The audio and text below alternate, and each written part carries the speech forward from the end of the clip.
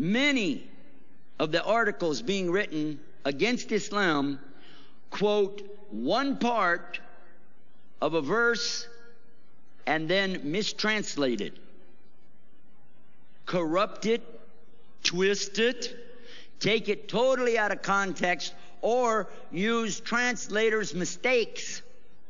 But I'm going to share with you that having been a Christian for nearly 50 years, a very dedicated Christian, very much loving the Lord, I very much still to this minute love Jesus the Christ, because that tells us right in here, this is confirmation of Jesus is right here. I have no doubt in my mind, after studying this in the Arabic text, that there is anything in Islam that would underwrite acts of terrorism. All I can find in the Quran and the teachings of Muhammad, peace be upon him, are acts versus terrorism. There isn't enough time in one little lecture to cover this subject in detail. That's why I mentioned our website, so you can pick it all up over there. But quickly, I'm going to give you a couple of pointers and let you consider for yourself. The first one is when someone says, well, you know, those Muslims have been ordered to kill all the Christians and Jews wherever they find them. Wherever you find them, kill them. It says in the newspaper.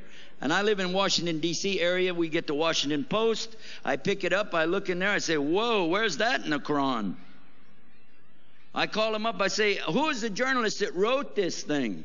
Where did you get that? I'm not familiar with the verse. Oh, you know, the whole Quran's loaded with stuff like that. I said, really? Just give me one reference. They said, well, verse 191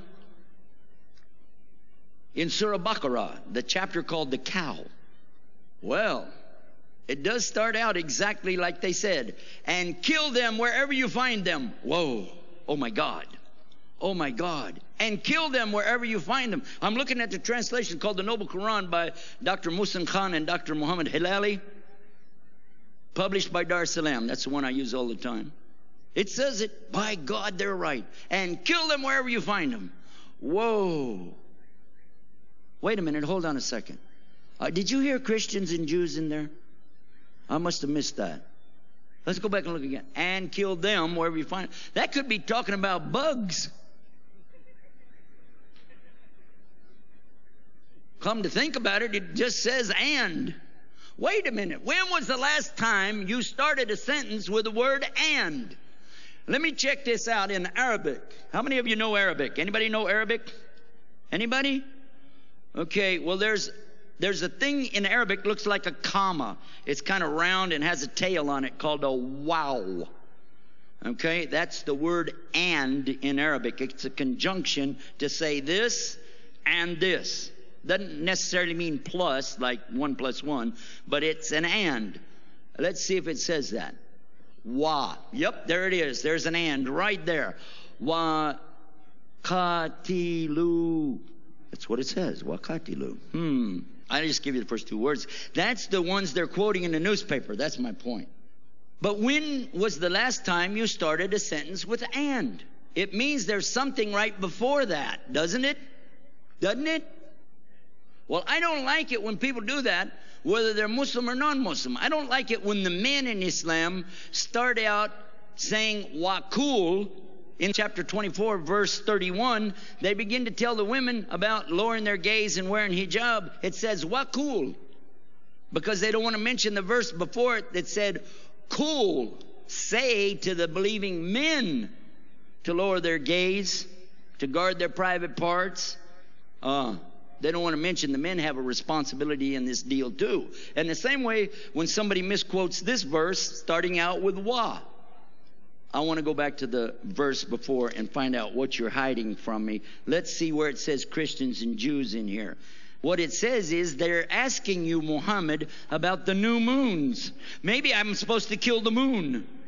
And they ask you, Muhammad, about the new moons. Say these are the signs to mark the fixed periods of time for mankind and for the pilgrimage, the Hajj.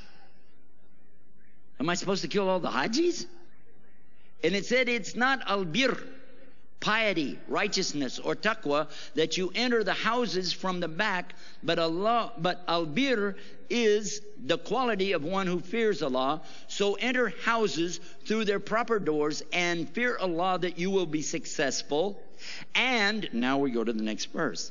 And fight in the way of Allah those who fight you. Okay? And transgress not limits. Truly, Allah does not like the transgressors. And kill them wherever you find them, and turn them out from where they turned you out. And al-fitna is worse than killing. And don't fight them at Masjid al-Haram unless they first fight you there. But if they attack you, then kill them. Such is the payback for the disbelievers.